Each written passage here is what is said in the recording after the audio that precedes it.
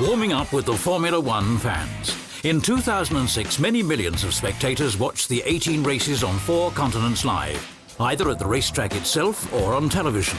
They came in all shapes and sizes, infused with an irrepressible enthusiasm and passion for the sport, their hearts pumping at Formula One's new accelerated pulse.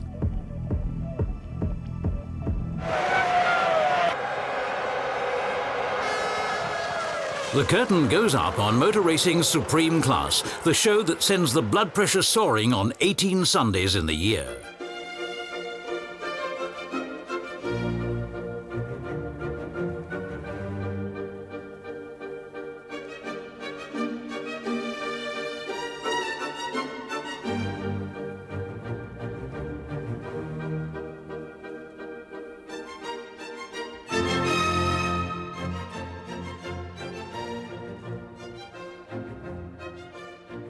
Sophisticated aerodynamics, a fine-tuned balance, the right tyres, nimble drivers, and a strong, dependable, top-rev V8 engine. These are only the basic requirements for fame and fortune in Formula One. The new Mercedes-Benz 8-cylinder engine was invented and constructed in Brixworth and in Stuttgart. Good afternoon, Mercedes-Benz high-performance engines.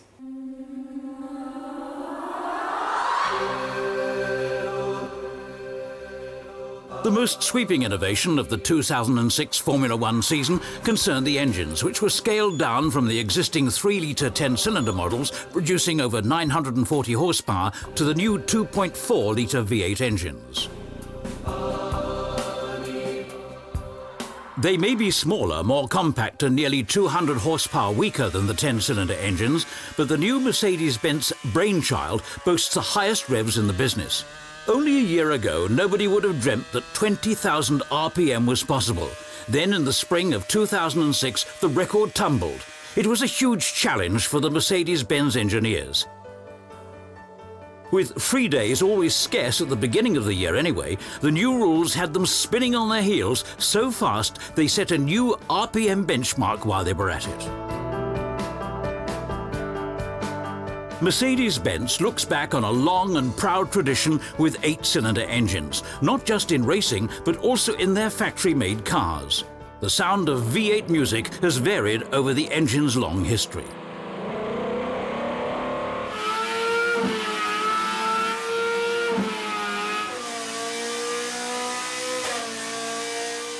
The very first Silver Arrow back in 1934 was powered by an 8-cylinder inline engine generating some 280 horsepower. The V8 made its debut in the legendary Tripolis racing car in 1939 and garnered its first victory on the same occasion. A turbo V8 was built specially for the Indianapolis 500-mile race.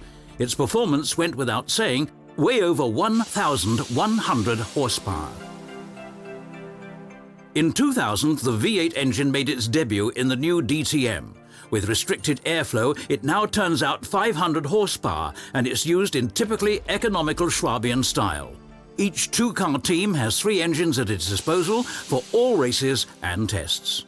In 2006, AMG premiered a development of its own. The 6.3-litre V8, for your daily satisfaction, generates 520 horsepower and is also to be found under the hood of the R63, for instance. Conveniently enough, this vehicle delivers the latest Formula One engine models to the Stuttgart testbeds, express delivery as it were. In competitive conditions, it has proved powerful and reliable. Our long-standing fuel and lubricant partner Mobil has also made a valuable contribution.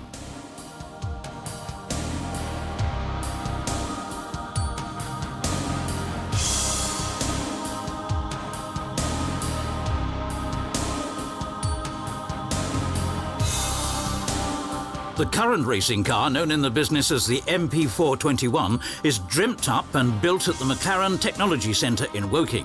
It is here that the groundwork is laid for the harmonious coexistence of engine, chassis and tyres, with thousands of individual components, and not just harmonious, but faster than the competition. McLaren's success story began exactly 40 years ago in 1966, when Bruce McLaren put together his own car and went on to race his colleagues at the weekends to see who was fastest. The new car made its debut at the Monaco Grand Prix. Yes, it's Monte Carlo again. Or rather, it's the Monaco Grand Prix of 1966. 4 decades on, McLaren is one of the most successful Formula One teams with 148 Grand Prix victories, 11 Drivers' Championship titles and 8 Manufacturers' titles to its name. To mark the 40-year jubilee, McLaren Mercedes introduced sensational silver chrome paintwork for the MP421, an elaborate multi-layer job that takes about 2 days to put on each car.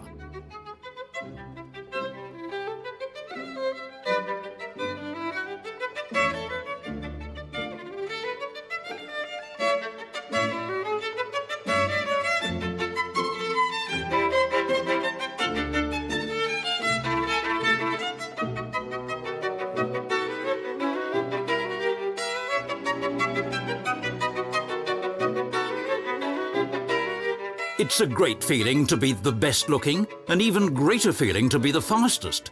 Now it's up to the entire team to deploy all their experience, skill and discipline in adjusting the car to the individual requirements of each racing circuit.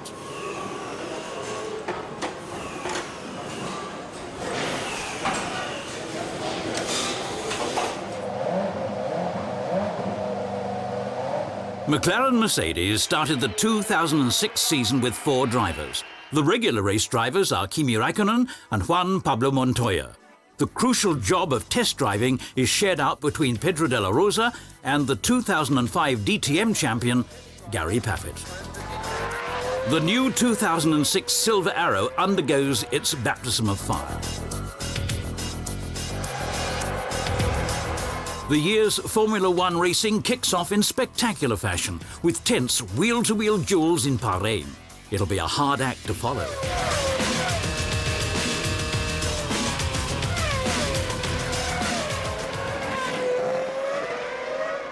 Kimi Räikkönen takes 3rd place in Bahrain after starting last and 2nd place in Australia.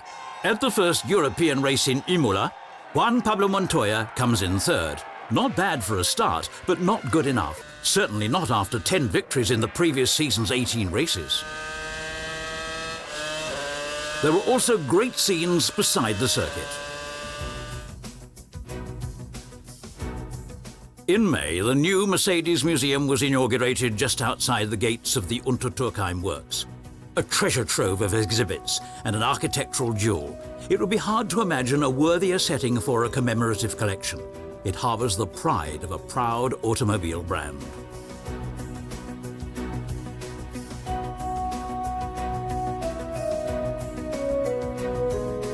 What you can see here is more than a century of motor racing history. History that Mercedes-Benz launched and has moulded more than any other manufacturer. There are fascinating sidebars devoted to such topics as the evolution of the steering wheel that allowed the gentlemen, with everything except time on their hands, to follow the shortest route from A to B. For the current Monaco Grand Prix, a model with genuine diamonds was added to the collection. Partner Steinmetz had the Mercedes Star fashioned in faultless diamonds for the modern-day high-tech steering wheel. Kimi Räikkönen relished the chance to steer the bejeweled McLaren Mercedes through the streets of the Principality.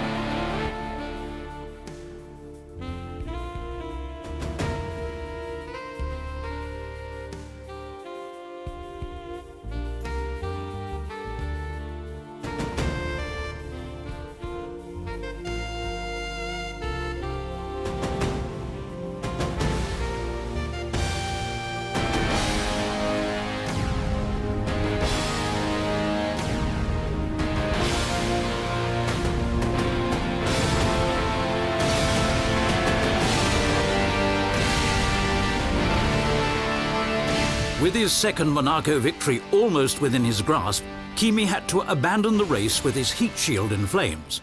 Designed to protect the chassis cover from the engine heat, it had caught fire after a slow safety car phase had led to overheating. But the engine survived the fire unharmed and sped Kimi to victory in Silverstone 2 weeks later. Juan Pablo Montoya took second place at Monaco behind Fernando Alonso. After the US Grand Prix in Indianapolis, Juan Pablo and McLaren Mercedes parted company. Montoya will continue his career in the American NASCAR series, but he'll stay in the family, now driving a Dodge. From the French Grand Prix onwards, Pedro de la Rosa has stepped in as race driver alongside Kimi Räikkönen. Mercedes very circumspectly provide him, free of charge of course, with basic instruction in the art of racing car construction. At the Mettingen foundry, he and Kimi learnt how to cast and process engine blocks and cylinder heads, in theory and in hands-on lessons. It doesn't do any harm to know how much blood, sweat and tears are shed for the racing team, even far from the track.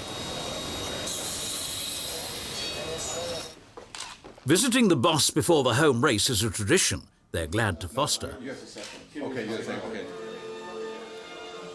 McLaren Mercedes hits the road.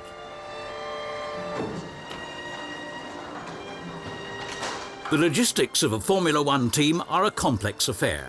Poor planning or articles left behind can cost a lot of time and money. The Mercedes trucks are loaded up with about 40 tons of equipment and spare parts, along with 3 complete racing cars.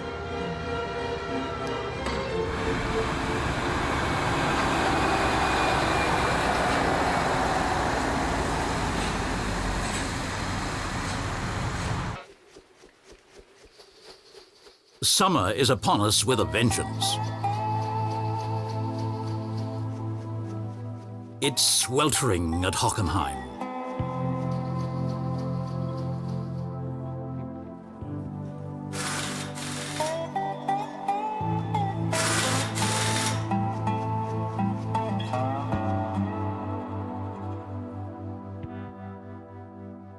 The ventilators are losing their battle against the heat in the pits, but Pedro and Kimi look like they're headed for a winning streak.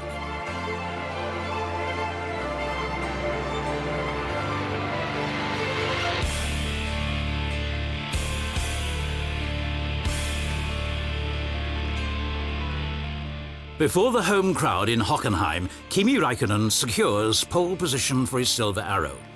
A promising start, but the race isn't on yet.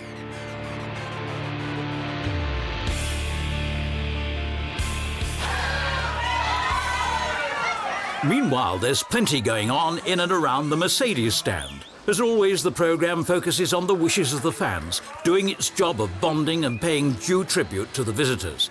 They get to meet the Formula One and DTM drivers, and they can drive and ride in the full range of sleek, star-studded vehicles, even the DTM racing taxi.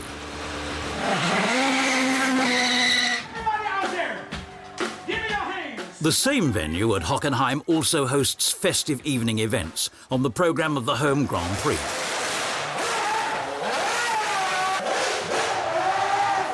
Herzlich willkommen Ihnen allen zur Night of the Stars hier in Hockenheim. McLaren's 40-year jubilee, the 25-year partnership between McLaren and clothing partner Boss, and the stunning-looking new cars.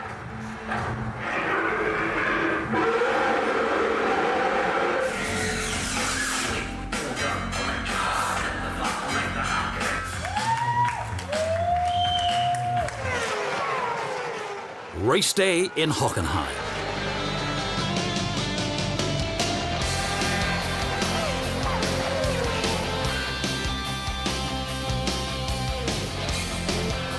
In a scorching battle, Kimi Räikkönen comes in third behind the Ferraris of Michael Schumacher and Felipe Massa. Kimi thus tops the Michelin League. The 2006 schedule includes 4 so-called back-to-back races, Grand Prix on 2 consecutive weekends, Nürburgring, Barcelona, Montreal, Indianapolis, Hockenheim, Budapest, and Shanghai, Suzuka. The pits equipment and the hospitality suites vanish at racing speed into the trucks, and within a matter of hours after the checkered flag, The Grand Prix circus is on the road again. Prepare to turn right. From the Nürburgring to Barcelona and from Hockenheim to Budapest, it's over 1,000 kilometers, which have to be covered in a minimum of time, complying with all the applicable road safety and transport regulations en route. Each truck has 2 drivers who take turns at the wheel every 4 hours. When they reach their destination, the drivers' camp is assembled in day and night shifts, doubling their actions at high speed.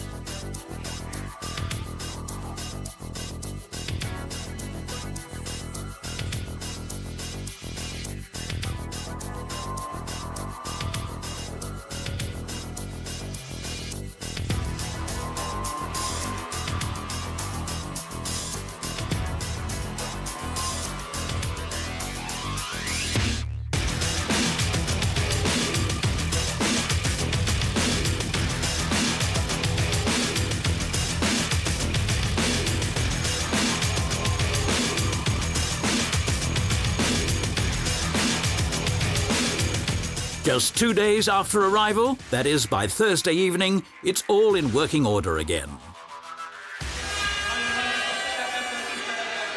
In Hungary, it rains, but Formula One fans worthy of the name aren't put off by a trifle like the weather. They know that cold feet are the price you sometimes pay for hot racing, like here. There are gripping duels and nearly all the favourites falter. Kimi Räikkönen, starting from second pole position in a week, takes a commanding lead. Then, in a lapping manoeuvre, he's involved in a crash. And like Fernando Alonso, he's out. Michael Schumacher finishes behind Pedro de la Rosa, who crosses the line just behind Jenson Button. Only his 3rd race and he wins a place. Olé! The partnership between McLaren and Mercedes have already 200 races behind them before the Italian Grand Prix in Monza. They have 2 drivers' championships garnered by Mika Hakkinen and a manufacturer's title to their credit, not to mention thrilling battles with Michael Schumacher. In the 8 intervening years, Schumacher won 5 times, the Silver Arrows 3 times, once with Kimi in 2003. They lost by a mere 2 points. In Monza again, Michael and Kimi contested the victory. Kimi Räikkönen took second place while Michael Schumacher celebrated his 90th victory in Monza and announced his retirement from racing. The erstwhile Mercedes junior driver looks back on a unique Formula One career, writing racing history as 7-fold world champion driver. Supporting me at all stages. There have been a lot of people. Thank you very much. Although Schumacher, who drove in DTM and sports car races, never sat in a Formula One Silver Arrow while he was a junior driver with Mercedes, he has fond memories of the colour silver. His fair contests with Mika and his 2 World Championship titles, recollections of high-speed overtaking at Spa, where Mika demonstrated that anything's possible even where nothing's possible, and the lesson in Australia that overtaking isn't the same as passing, when Kimi had quite different plans than his subsequent predecessor at Ferrari.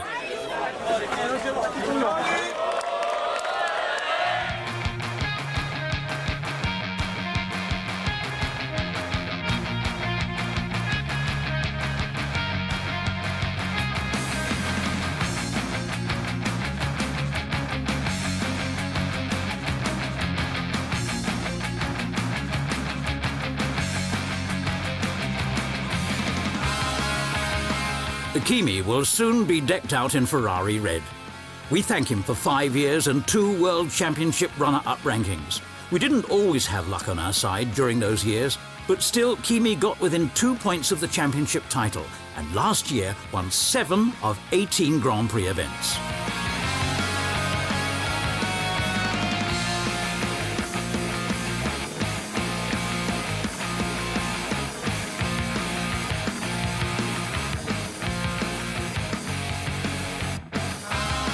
Thanks for everything, Kimi. We'll meet again in the years to come. And don't be upset if we prefer to see you in the mirror. After all, you'll have the same in mind, if we know you. With new drivers on board, the whole team has its sights set on just one target: to see silver accelerate into a golden future.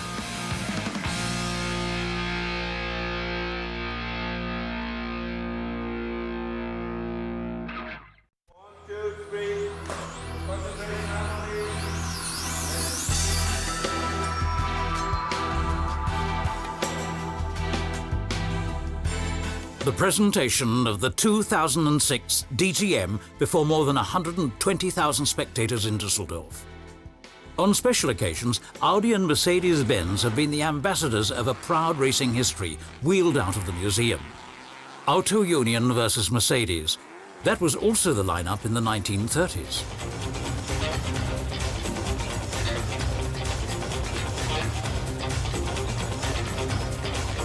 The DTM's 2006 season is a rerun of the gripping duels of the pioneering days, with two minor differences. The competition today is tougher than ever before, and the drivers have a roof over their heads, the roof of the C-Class, which is as successful on the commercial market as it is on the racetrack.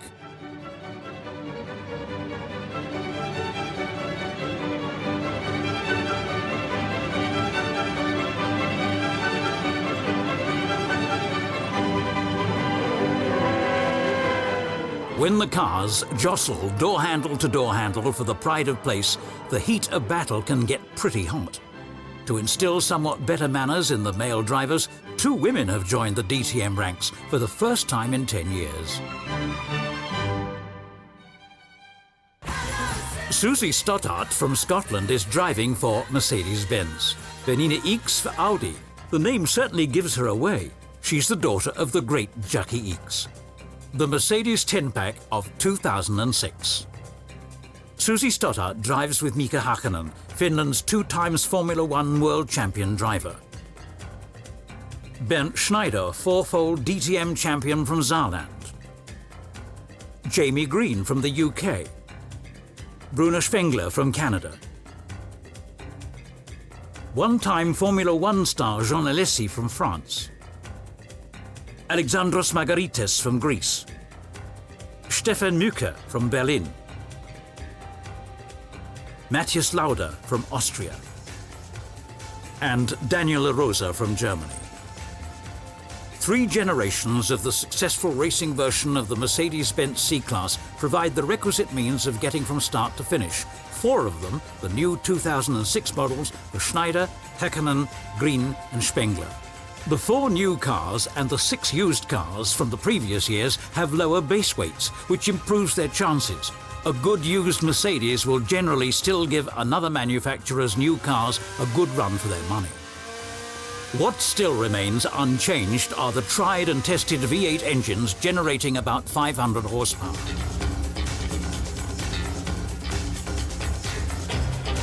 The new car's body is the work of the partner company HWA in Affalterbach. The mechanics may have practiced the pit stop routines hundreds of times, but they still go through them again and again during their breaks or to loosen up before they knock off. What they are rehearsing is the fastest possible wheel change, because in the Sunday DTM race, every 100th of a second can be decisive.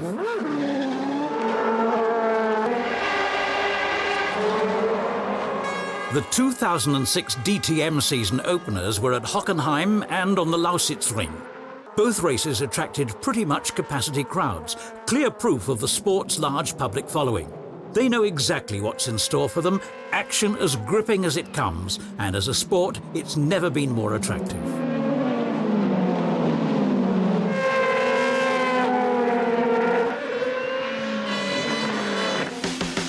Percussion in the opening races came from Bernd Schneider.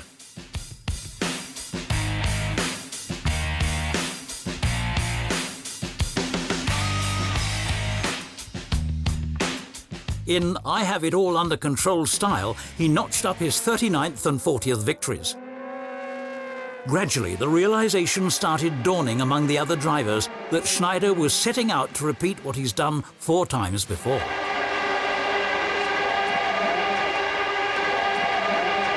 At the third event, in Oschersleben, there was no getting away from the forthcoming Soccer World Cup in Germany.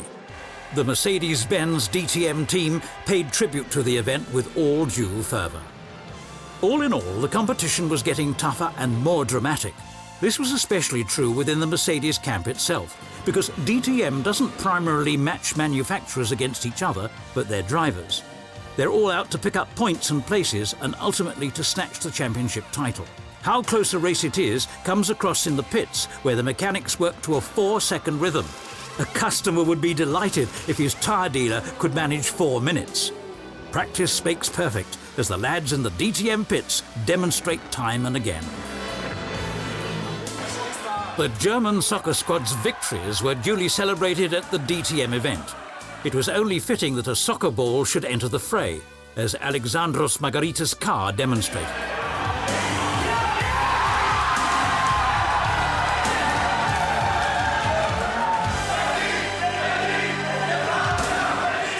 In July, the DTM roadmap sent the DTM circus across the Channel to Brands Hatch in England, the first event abroad and a premiere in its own right.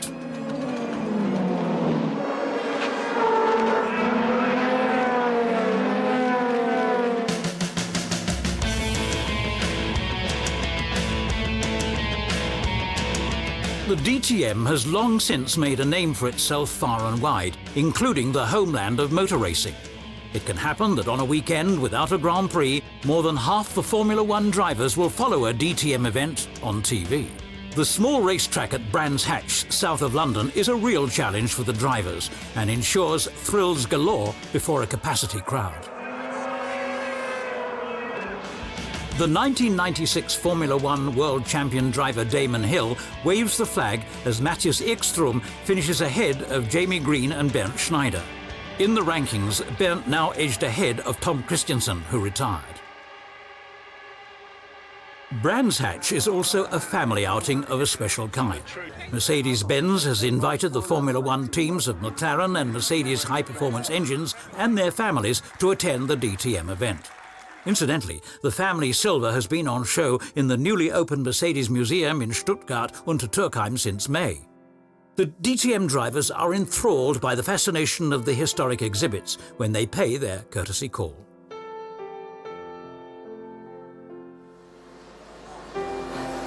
Es ist mein Traum. Eines Tages möchte ich mein Auto hier sehen. We pay our own tribute to this collection of priceless historical memories by transforming the football we saw before into a review of the museum collection, adorned with the winning car of the legendary Mille Miglia.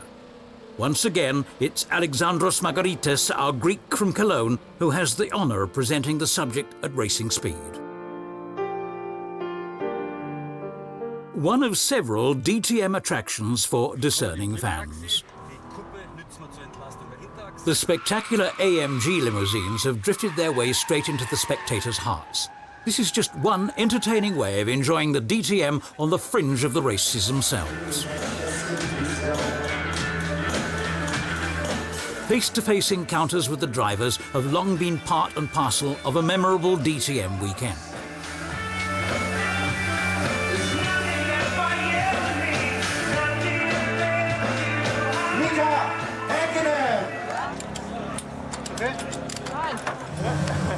The incomparable atmosphere, the adrenaline-pumping excitement of the DTM taxi, and the ride in the Rally Mercedes with Norbert Haug at the wheel leaves a lasting impression even with FIA President Max Mosley.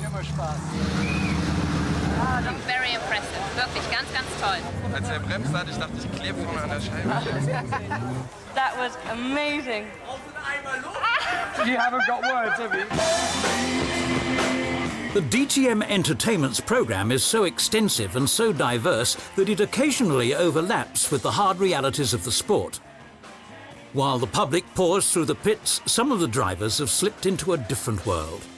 Here's Bruno Spengler, already on a fast virtual lap.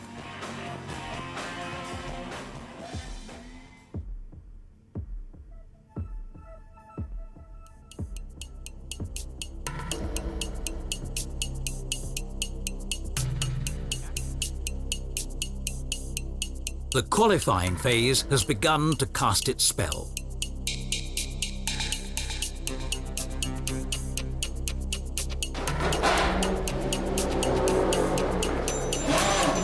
In 2006, the DTM qualifying was brought into line with the Formula One scheme, with 3 sessions. In the first phase, all 20 drivers are out on the track. After 15 minutes, the 6 slowest drivers drop out, where slowest often means a matter of thousandths.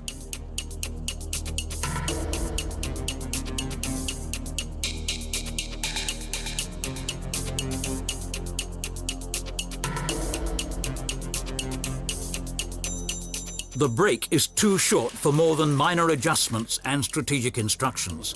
If the car isn't ideally tuned at this stage, then it's too late.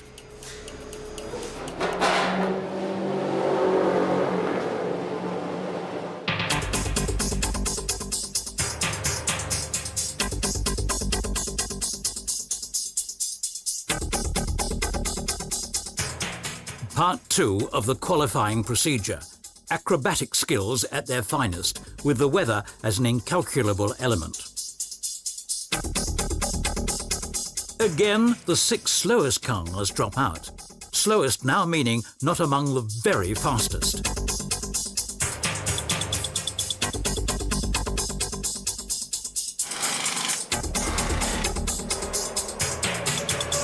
In the final session, the fastest 8 vie for pole position.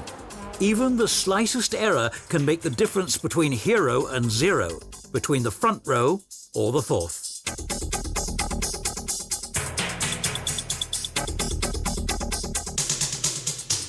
A mere 7 minutes are allocated for this session.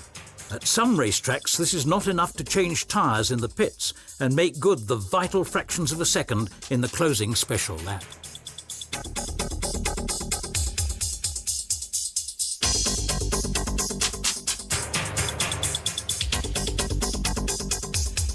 In the 2006 season, the pole man was Jamie Green, who did everything right 4 times. But the young Englishman never managed to cash in on his pole position and cross the line first. That was the prerogative of his Canadian colleague Bruno Spengler, who transformed 2 pole positions into 4 victories. Picturesque lakeside terraces are a feature of the season's most scenic event on the Norris Ring. More than 120,000 delighted fans celebrate the DTM, while Bruno Spengler's fan club adds a visionary note.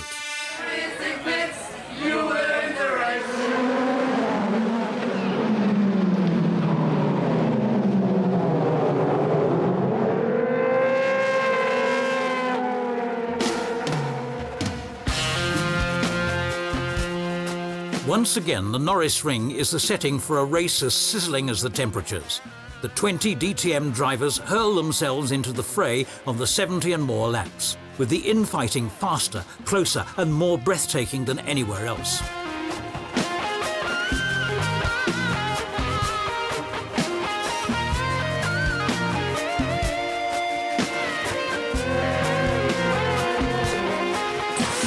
FIA President Max Mosley loves it.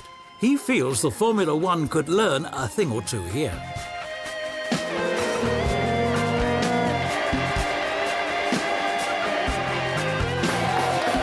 Bruno Spengler wins his first DTM race on the Norris Ring, heading a Mercedes quartet across the finishing line. Spengler, Schneider, Hockenheim and Müke.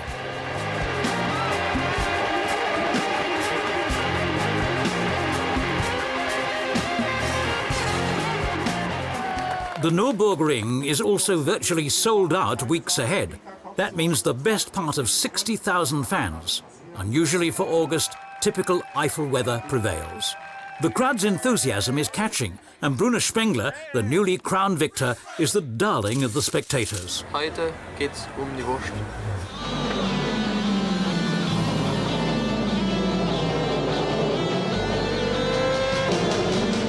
A DTM victory acts as an inspiration that can have consequences and soon become a habit. Bruno Spengler manages the improbable feat of repeating his success in extremely difficult conditions, winning from pole position ahead of Bernd Schneider, who keeps picking up points and places. Given his steady performance, Spengler joins Schneider and Christensen as the 3rd contender for the championship title.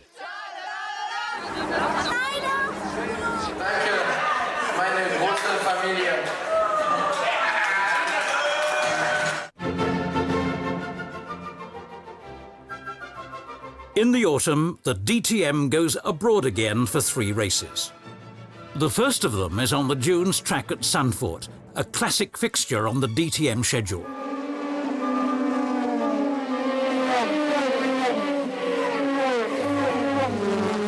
If anything goes wrong at the qualifying stage, you find yourself losing ground relentlessly.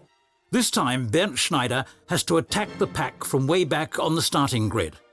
His mechanics do a fine job and he claws his way forward, place by place, until he catches up with Martin Tomczyk, who started from the front of the grid and comes within sight of the leading Audi driven by Tom Christensen. Shortly before the checkered flag, Bernd snatches second place, while Tom Christensen wins by a matter of seconds.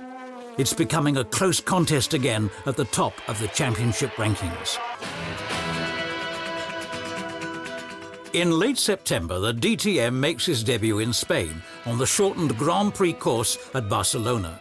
Mika Hakkinen is honoured for his 2 Formula One championship titles, and McLaren Mercedes Formula One driver Pedro de la Rosa insists on being there to see the DTM gala for himself. On race day, Pedro thrills his compatriots with a few laps in his McLaren Mercedes.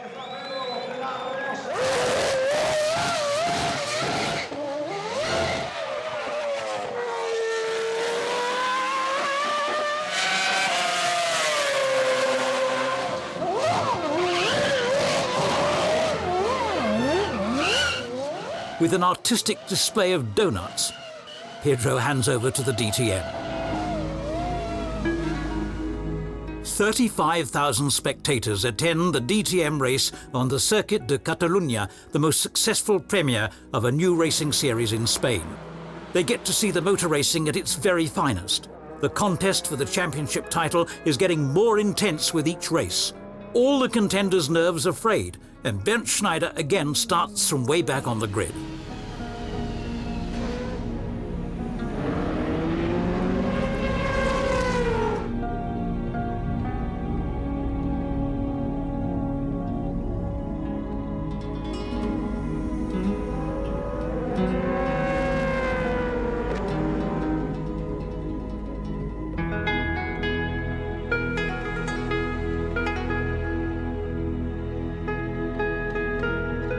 Audi driver Martin Tomczyk wins his first DTM race in Barcelona, ahead of Bernd Schneider, whose sheer determination and Tom Christensen's failure to finish gain him an initial advantage.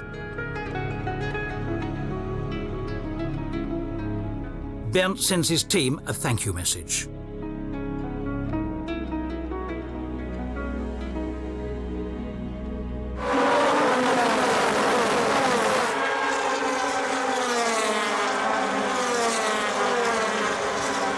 The DTM makes its debut on the Bugatti racetrack at Le Mans, the third new foreign fixture of the season, and a sign that the DTM is seeking to become more cosmopolitan still. Bernd Schneider is the only contestant who can clinch the title at Le Mans already. All he needs for his 5th title are 3 points.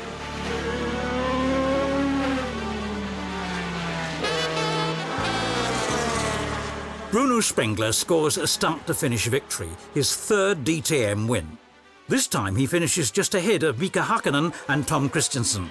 Bernd Schneider, who was involved in a collision at the start and trailed the field for a while, crosses the line 5th, and so has his 5th title in his pocket before the season is over.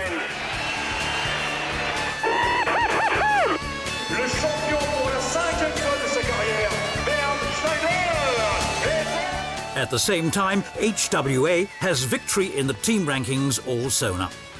Bernd Schneider now holds a unique DTM record.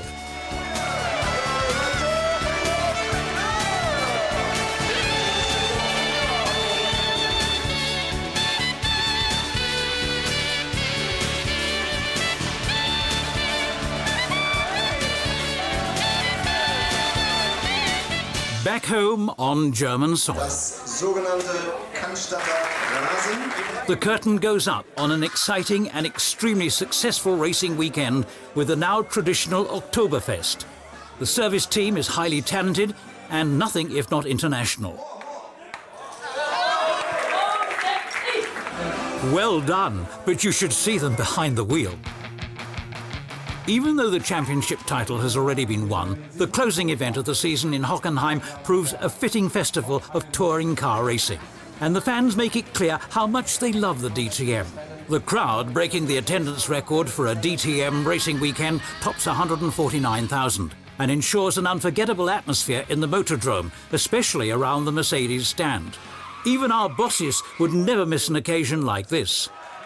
Dr. Zetcho watches the programme in the stand to make sure that the Mercedes-Benz customer is also king in the field of motor racing. Vorne an langen Schlange, damit ihr auch die Chance habt, mit einem unserer Fahrzeuge fahren können.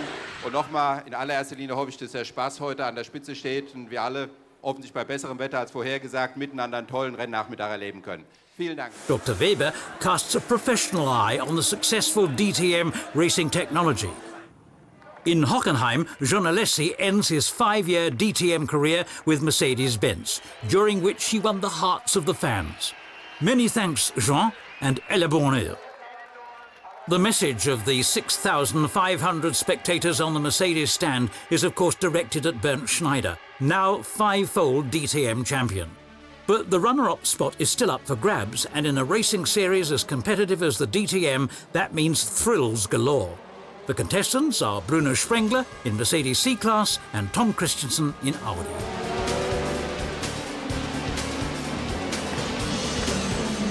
As you can see, the action was worthy of the silver screen, while the pit stop strategy worked out perfectly, allowing Bruno and Jamie to take the lead ahead of pole position driver Heinz-Harald Frentzen.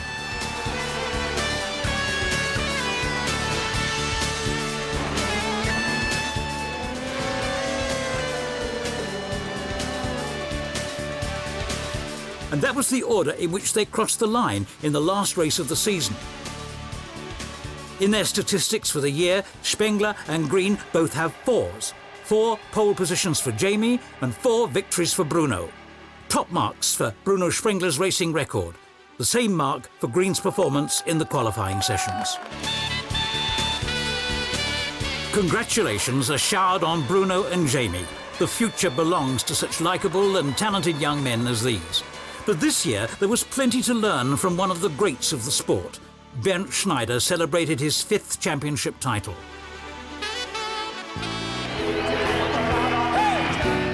The Soccer World Cup summer hit was given new lyrics specially adapted for the purpose as our band Mad Chick of Soul paid tribute to the DTM and Bernd Schneider.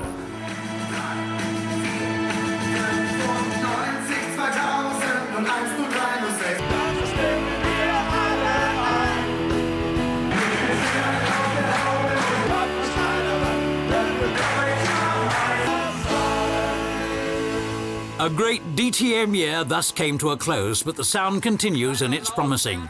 5 months only, and we'll be back with a new C-Class.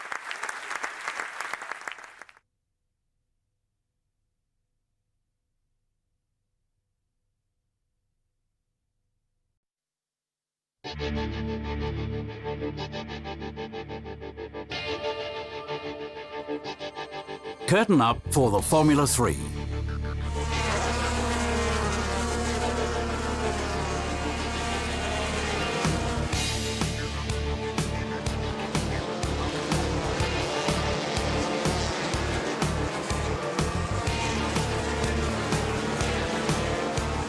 Take 22 young men with high-flying sporting ambitions and a strong missionary zeal, not to mention a pronounced urge to push pedals to the floor, let them loose on the Formula 3 Euro Series, and you'll catch hardened racing aficionados showing they love it.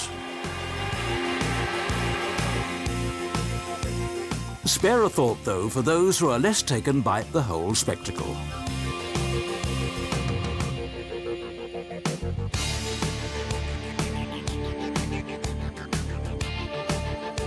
In this racing series, it's not unusual for 3 cars to cross the line together, separated only by thousandth of a second. Those who make it to the award ceremony have every reason to be pleased with themselves.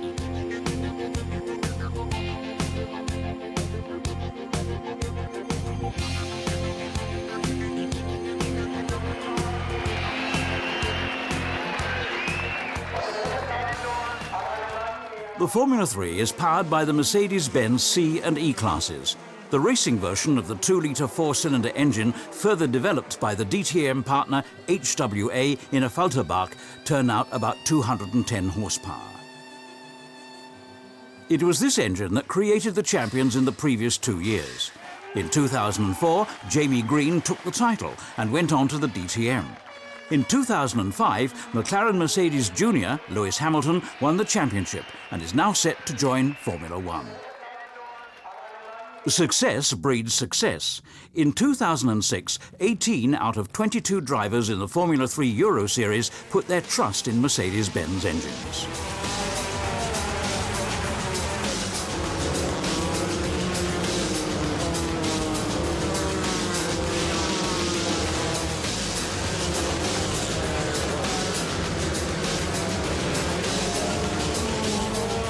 The 2006 Formula 3 Euro Series was held entirely under the auspices of the DTM. Each Saturday before the DTM qualifying and on the Sunday before the race proper, the Formula 3 juniors put on a great show. To make the championship still more exciting, the second race is always run in the reverse order, so that means the winner of the Saturday race starts on the Sunday as 8th in the lineup.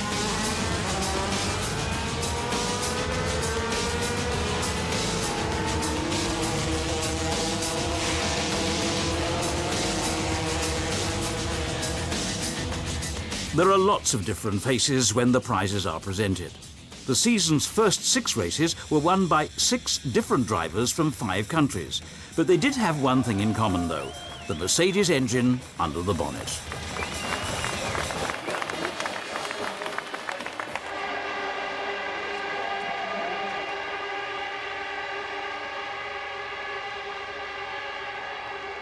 The long-standing partners of Mercedes-Benz are the teams of Manor Motorsport, McLaren and ASM, the champion makers over the last 2 years under team head Frederik Vasseur. The official Mercedes-Benz promotion program lists 3 drivers: Paul Di Resta from Scotland, Guido van der Garde from the Netherlands, and Esteban Guerrieri from Argentina.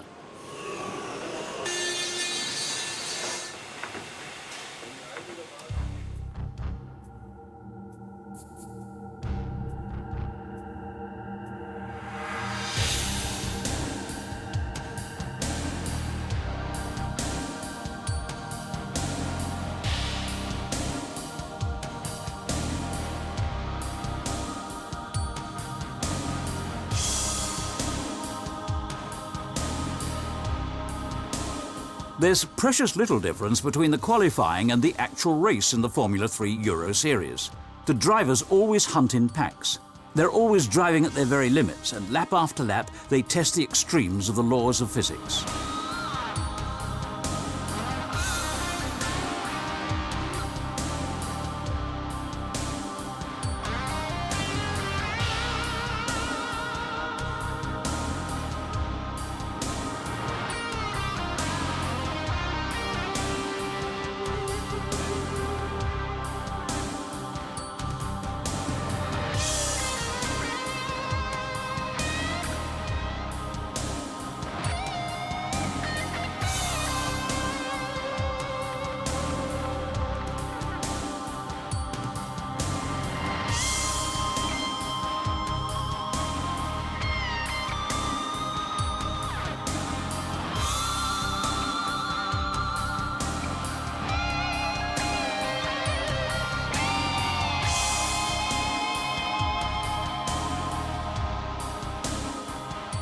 It was this terrific competitive intensity that impressed FIA President Max Mosley.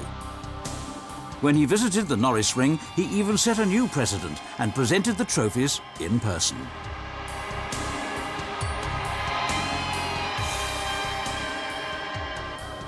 Apart from the championship itself, the Formula 3 Masters at Zandvoort is traditionally the highlight of the season. Something like the Grand Prix of Formula 3, it brings together the elite of the international up-and-coming racing drivers. More than 30 daredevils from the Formula 3 series worldwide go hell for leather around the Dutch Dune circuit.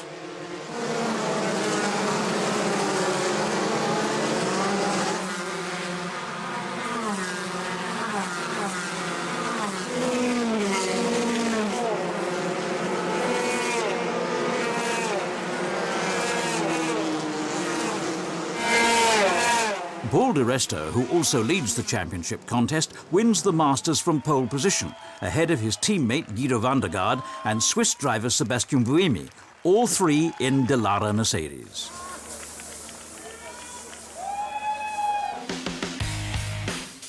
Then it's back to the extremely popular DTM, which ensures the lads of Formula 3 share all the limelight they could desire before capacity crowds.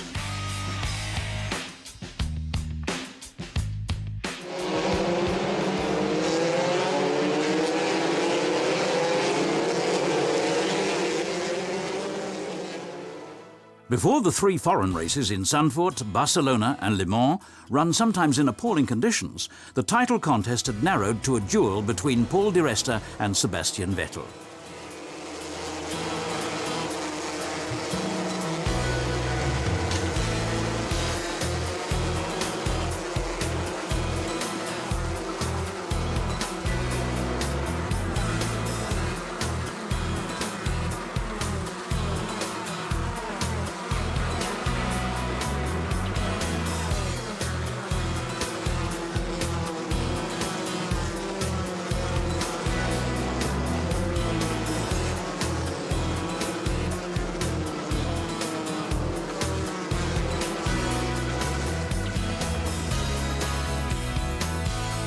Di Resta won in Zandvoort and Le Mans, Vettel in Barcelona, and the tally was 84-69. For Paul di Resta, ahead of the finale in Hockenheim, he needed only 2 more points to make his dreams come true.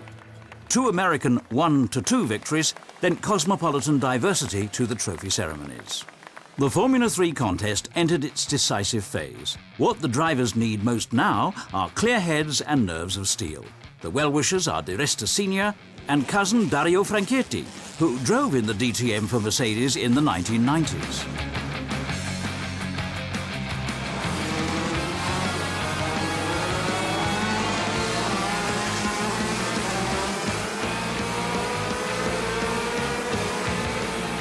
As in every Formula 3 race, the drivers give everything they have in the final event. Still, the lads in the pit's wall do have the odd tactical tip to offer.